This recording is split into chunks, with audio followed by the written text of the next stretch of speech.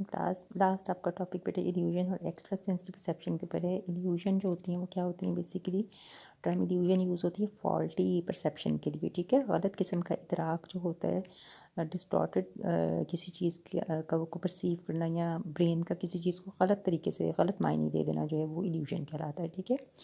Illusion जो है इसमें हम मिस इंटरप्रेट कर रहे होते हैं स्टिमुलाई को, किस वजह से, पर्सनल क्वालिटीज़ की वजह से या इन्वायरमेंटल फैक्टर्स की वजह से हम जो स्टिमुलस एक्चुअली मौजूद होती है इन्वायरमेंट में, उसको ब्रेन जो है वो उससे धोखा खा जाता है, उसको कुछ और समझता है, ठीक है, और हमें उसमें गलत डायरेक्शन में कुछ और बता रहा होता है, जबकि स्टिमुलस जो है वो किसी और नेचर की होती है। तो इसमें दो मेन फैक्टर्स आ जाते हैं, या पर्सनल क्वालिटीज़ आ जाती हैं या इन्वायरमेंटल फैक्टर्स जो हैं उसकी वजह से ये डिस्टॉर्टेड परसेप्शन जो है ये हो रहा होता है चीज़ों का। लेकिन इसमें इल्यूजन जो है उसमें कोई ना कोई स्टिमुलस इन्वायरमेंट में ज़रूर मौजूद होता है, और जो क्लाइंट है या जो भी सब्जेक्ट है वो उसको मिस इंटरप्रेट कर रहा होता है। जैसे जो मेंटली रिटार्डेड पीपल होते हैं वो अक्सर क्लॉक जो होती है उसकी टिक टिक को या टिकलिंग ऑफ क्लॉक जो होती है उसको समझते हैं कि कहीं बॉम्ब फिट है जो किसी भी वक्त जो है वो फट सकता है।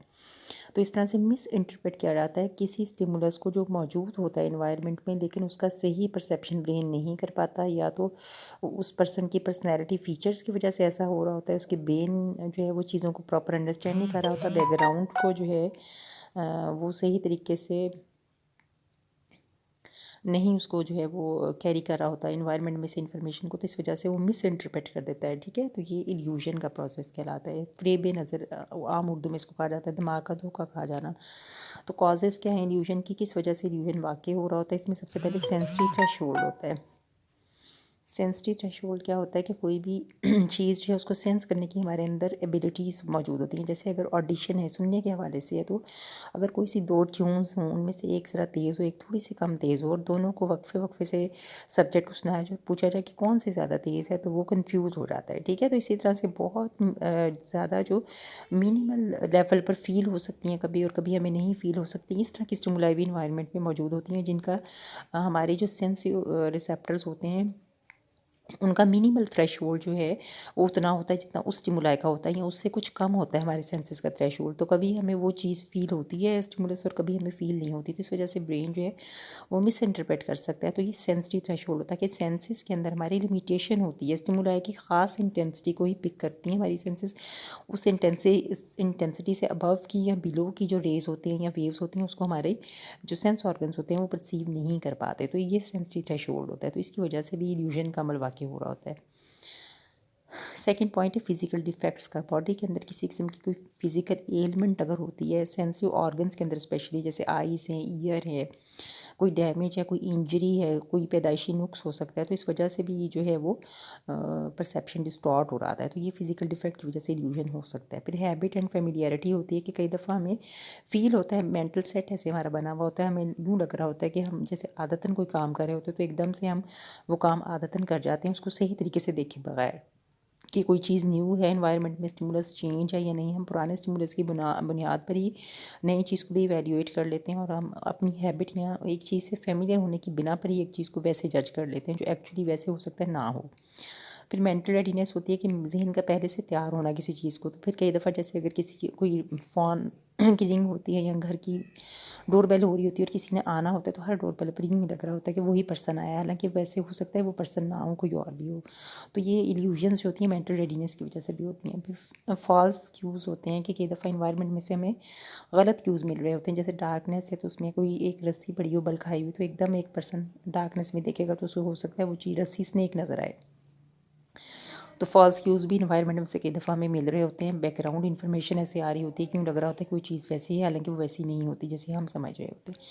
फिर बैकग्राउंड कॉन्टेक्स्ट, बैकग्राउंड को कहा जाता है आगे है ऑड अरेंजमेंट ऑफ स्टिमुलाई। कई दफ़ा स्टिमुलाई इस तरह से अरेंज होकर पड़ी होती हैं ऑड वे में कि हमें एक्चुअल अगर वो सही तरह पड़ी हों तो हमें और तरह नज़र है, लेकिन ऑड वे में पड़े होने की वजह से हम उनको जो है वो परसीव से ही नहीं कर पाते। नेक्स्ट है टाइप्स ऑफ इल्यूजन। अब टाइप्स क्या है इल्यूजन की, काफ़ी सारी टाइप्स हैं इसमें, ठीक है। आपने हर टाइप जो है जैसे इन्होंने टू लाइंस में विद एग्जांपल इसको डिफाइन किया, आपने ऐसे ही इसको करना है असाइनमेंट में, ठीक है। इल्यूजन ऑफ यूएफओ सबसे पहली इल्यूजन है। यूएफओ क्या होता है, अनआइडेंटिफाइड फ्लाइंग ऑब्जेक्ट्स। ये वाली इल्यूजन जो होती है पायलट्स को अक्सर हो रही होती है फ्लाइंग के दौरान, और इसका नाम भी यूएफओ इसलिए है क्योंकि इसको कहा जाता है कि अनआइडेंटिफाइड फ्लाइंग ऑब्जेक्ट्स। कई दफ़ा रात के वक्त की फ़्लाइट्स में पायलट्स को जो कुछ ऑब्जेक्ट्स हैं वो अनआइडेंटिफाइड हो जाते हैं। उनको कोई लाइट की रोशनी की किरण या कोई छोटा बहुत सा जलता हुआ जो बल्ब है दूसरा, वो उनको दूसरा एरोप्लेन लग रहा होता है, हालांकि कई दफ़ा ऐसे नहीं होता। तो अनआइडेंटिफाइड फ्लाइंग ऑब्जेक्ट वो एकदम से फिर अगर रूट को चेंज करते हैं तो वो फिर रास्ता खो सकते हैं। तो उनके लिए स्पेशली इस चीज़ को कवर करने के लिए जो है फ़िज़ा उसके अंदर लंबे लंबे ऊंचे ऊंचे उन्होंने उनके लिए जो वो हैं रॉड्स वगैरह उनके जो हैं वो उन्होंने उनके जो मीटर्स होते हैं उसके ऊपर कुछ एडजस्टमेंट की होती हैं जिससे उनके ये इल्यूजन जो है वो कंट्रोल हो सकता है। फिर है इल्यूजन ऑफ मूवमेंट, जिसमें हमें ऑब्जेक्ट मूव करते हुए नज़र आते हैं और एक्चुअल मूवमेंट नहीं हो रही होती ऑब्जेक्ट्स में, लेकिन हमें लग रहा होता है कि ऑब्जेक्ट मूव कर रहे हैं। तो ये भी एक तरह का इल्यूजन है मूवमेंट का। 3 सब टाइप है इसकी, ऑटोकाइनेटिक है, फाइव फिनोमिना और गामा फिनोमिना। ऑटोकाइनेटिक इफेक्ट क्या होता है, जिसमें लाइट जो होती है स्टेशनरी स्पॉट ऑफ लाइट होता है। जैसे अगर बिल्कुल एक डार्क रूम हो और वहाँ पर एक छोटा सा कमरा ब्लैक कलर का हो और एक छोटा सा सुराख उसमें कर दिए थे, उसमें से सूरज की एक किरण अंदर आ रही हो, उस किरण को जब आप फोकस करके देखते हैं तो वो लाइट आपको थोड़ी देर के बाद मूव करती हुई नज़र आती है, उसमें पार्टिकल्स मूव करते हुए नज़र आते हैं। तो ये ऑटोकाइनेटिक इफेक्ट होता है। जब आंखें साकत करके स्टेशनरी करके आप एक पॉइंट पर एक लाइट के ऊपर लाइट के नुक्ते के ऊपर आप फोकस करके रखते हो तो कुछ अर्से के बाद वो लाइट का नुक्ता आपको मूव करता हुआ नज़र आने लगता है। ये ऑटोकाइनेटिक इफेक्ट होता है इस। अगला जो है वो है फाइव फिनोमिना। जो फाइव फिनोमिना होता है उसके अंदर क्या होता है कि जब इलेक्ट्रिक लाइट्स जो होती हैं वो अगर आप उनको जैसे अगर एक तरतीब से, जैसे मिर्चें वगैरह लाइटें लगी हुई होती हैं, तो जब आप उनको तरतीब से ऑन ऑफ करते हैं तो वो फिर यूँ लग रहा होता है जैसे मूव कर रही होती हैं। जैसे येलो है फिर ब्लू लाइट, फिर येलो फिर ब्लू, जब येलो जलती है ब्लू जो है वो बंद हो जाती है, फिर येलो जलती फिर ब्लू जलती है, फिर येलो बंद हो जाती है। यूँ एक के बाद एक लाइट जलती बुझती है तो यूँ लगता है जैसे लाइट मूव कर रही होती है, हालांकि लाइट होती है स्टेशनरी है। ये फाइव फिनोमिना होता है। फिर गैमा फिनोमिना क्या होता है, जिसमें जहाँ से लाइट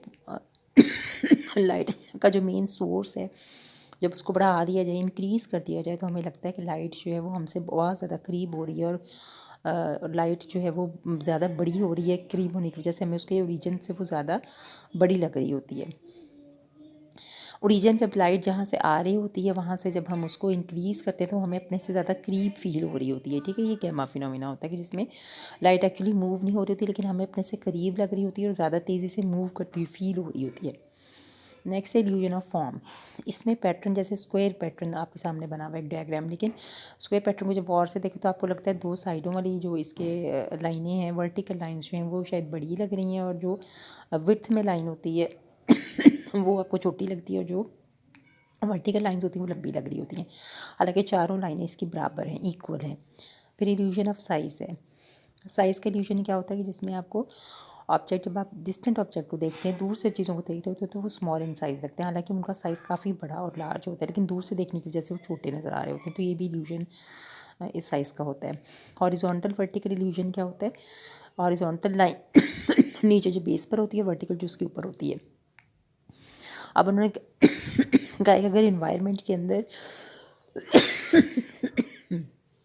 लाइंस के अरेंजमेंट ऐसे हो कि एक बेस में हॉरिजॉन्टल लाइन है, उसके ऊपर एक वर्टिकल लाइन है, तो चाहे वो दोनों लाइन जो है इक्वल लेंथ की है, लेकिन हमें लग ऐसा रहा होता है जैसे जो वर्टिकल लाइन है उसकी लेंथ ज़्यादा है, हॉरिजॉन्टल लाइन की लेंथ कम है, जो नीचे लाइन है वो छोटी है और ऊपर वाली लाइन बड़ी है। Next Zollner illusion. Zollner illusion क्या होता है, अगर पैरेलल लाइंस जो हैं वो बिल्कुल पैरेलल लाइंस में सीधी स्ट्रेट लाइंस इनके अंदर बिल्कुल इक्वल गैप है, उनको अगर तिरछी लाइनों से हम कट कर दें तो ऐसे लगता है कि उनके दरमियान का गैप जो है वो टेढ़ा मेढ़ा हो गया। हालांकि अगर मैयर किया जाए स्केल रख के इन लाइनों को तो वो लाइनें आपस में एक दूसरे से इक्वल डिस्टेंस पर होती हैं, लेकिन उनके ऊपर फर्दर जब तिरछी तिरछी लाइनें लगा दी जाती हैं तो वो हमें इल्यूजन ब्रेन जो है उनकी वजह से देने लगता है। ये ज़ोलनर था इल्यूजन। आगे मूलर लाइट इल्यूजन, ये बहुत इंपॉर्टेंट है। मूलर लाइट साइंटिस्ट था जर्मन का जिसने ये इल्यूजन पेश किया था। इसके ऊपर जो एक डोर और विंडोज़ वाला बना हुआ है उसको छोड़ के नीचे वाले पर आए, वो उसका एक इंपॉर्टेंट एक्सपेरिमेंट था जिसमें उसने बाकायदा मूलर लाइट कार्ड्स यूज़ किए थे और उसके ऊपर उसने परसेप्शन इस इल्यूजन को प्रूव किया था। उसने कहा कि ऐसा मूलर लाइट कार्ड जिसके अंदर 60 मिलीमीटर का एक कांस्टेंट जो लेटर है वो उसने लिया था और उसने कहा उसके ऊपर जो एक कांस्टेंट लेटर था उसके ऊपर एक कार्ड जो था उसके ऊपर इनर वर्ड एरोहेड लगाए हुए थे और एक पर आउटर वर्ड। जहाँ अंदर की तरफ एरोहेड्स थे वहाँ पर वो लाइन जो सब्जेक्ट्स हैं उन्होंने परसीव किया कि ये लाइन छोटी है उस लाइन से जिसमें एरोहेड्स बाहर की तरफ थे। सिर्फ ये फ़र्क था कि लाइन की लेंथ इक्वल थी, लेकिन एरोहेड एक पे अंदर की तरफ थे, एक पे बाहर की तरफ। जहाँ बाहर की तरफ एरोहेड थे वहाँ एंगल बड़ा बनने की वजह से वो वाला जो लाइन थी वो सब्जेक्ट्स ने उसको ब्रॉडर बड़ा रिपोर्ट किया। तो यही मूड डायल इल्यूजन है, जिसमें एरोहेड के साथ जो एरोहेड अंदर को है और एरोहेड बाहर को होने की वजह से जो इल्यूजन होता है वो मूड डायल इल्यूजन है। नेक्स्ट है स्पेस इल्यूजन।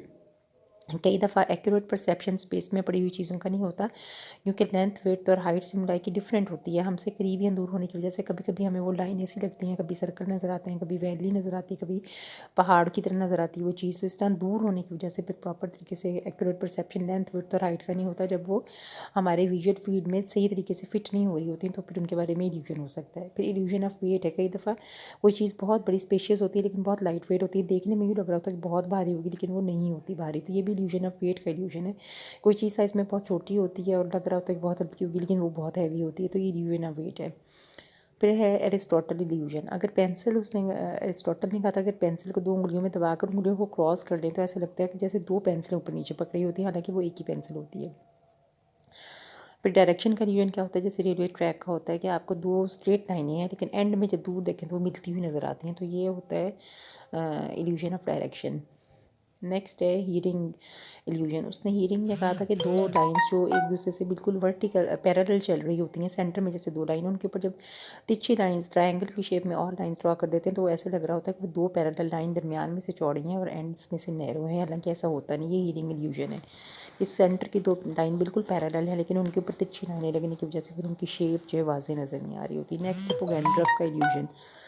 जो पोगेंड्रफ है उसने कहा था कि अगर एक रेक्टेंगल शेप में एक फिगर खड़ी हुई है, आप उसको एक लाइन से क्रॉस कर देते हैं तो यूँ लगता है कि एक लाइन से नहीं बल्कि दो लाइनों से उसको ऊपर और नीचे टूटी हुई एक लाइन लग रही होती है जिसने उसको क्रॉस किया, हालांकि वो एक सिंगल लाइन ही होती है। ऐसे ही पॉन्जो इल्यूजन है जिसमें उसने बताया कि अगर एक सोर्स है वहाँ से लाइट की रेज अमिट हो रही हैं तो जो सेंटर में रेज होती हैं और जो साइडों पे रेज होती हैं उनकी लेंथ कम या ज़्यादा लग रही होती है। सेंटर वाली रेज हमें लग रही होती हैं कि उनकी आपस में फासला जो है वो कम है और जो साइडों वाली रेज है उनका फासला आपस में ज़्यादा है, हालांकि ऐसा होता नहीं है, हमें सिर्फ इल्यूजन की वजह से फील हो रहा होता है। आगे है illusion of context.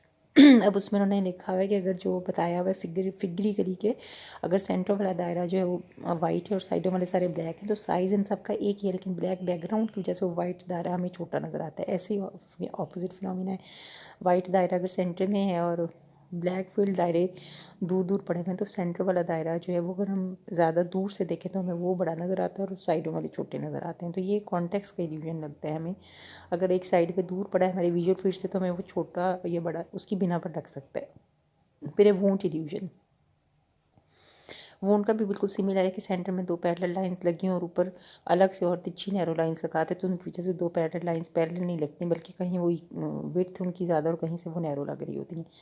Diagonal vision भी ऐसे ही होता है कि डायग्राम्स जैसे डायग्राम्स ड्रॉ की जाती हैं तो उसमें से जैसे इस डायग्राम में ए बी और ए सी हैं तो दोनों इक्वल लेंथ के हैं, लेकिन इस डायग्राम में फिगर को ऐसी पड़ी है कि हमें यूँ लग रहा है कि ए बी बड़ी और ए सी छोटी है, हालांकि ऐसे है नहीं।